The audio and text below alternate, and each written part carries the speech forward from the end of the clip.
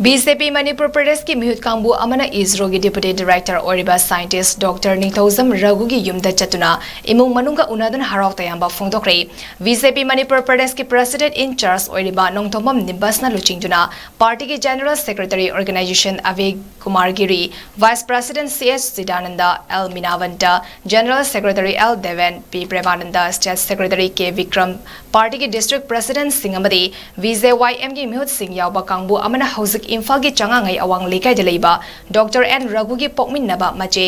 हुइनिंग सुबम ओंबी रोमा देवी की युमदा लेरिबा scientist doctor Raghu की अपोकपा निंगथौजम सावबगा हक्थेंगनना उनादुना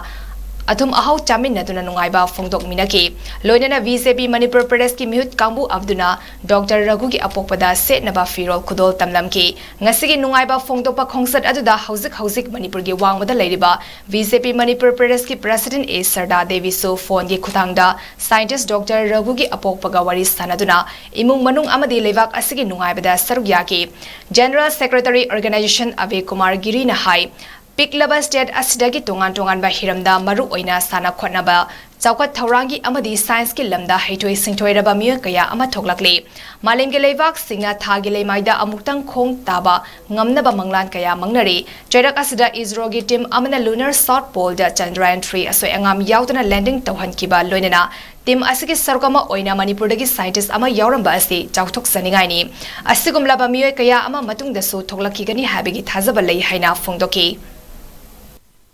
मणिपुर प्रदेश के सभी कार्यकर्ता पदाधिकारी और सब लोग आज बहुत